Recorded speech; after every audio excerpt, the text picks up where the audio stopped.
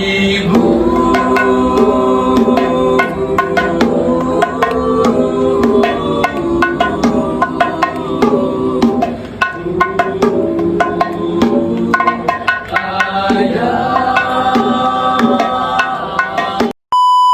Tes 1, 2, 3.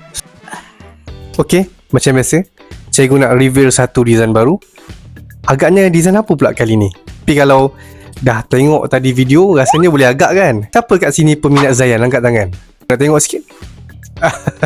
Okey, Zayan, satu nama yang tiba-tiba muncul. Tiba-tiba nombor 3. Hebat. Dan cikgu rasa Zayan ni pun ada satu aura dia. Dia ada identiti dia yang kita pun susah nak tiru. Tanpa berlengah, cikgu nak terangkan sikit apa konsep yang cikgu nak bawa design pada Zayan kali ni.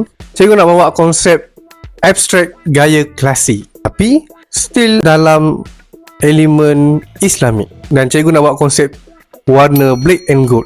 Jadi nak tengok baju tu macam mana?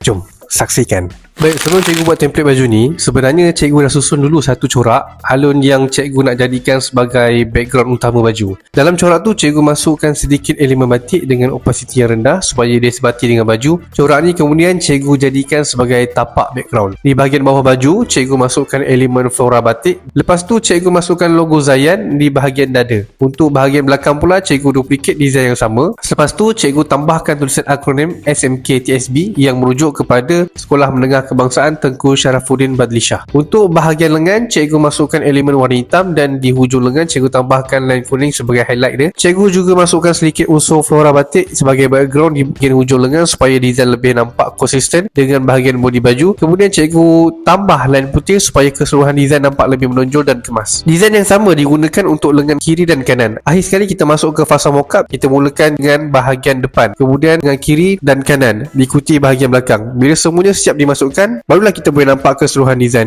Dan inilah hasil akhir design baju yang cikgu hasilkan. Macam mana design tadi? Okey tak? Cuba komen sikit kat bawah, apa pula design yang patut cikgu buat lepas ni? Boleh?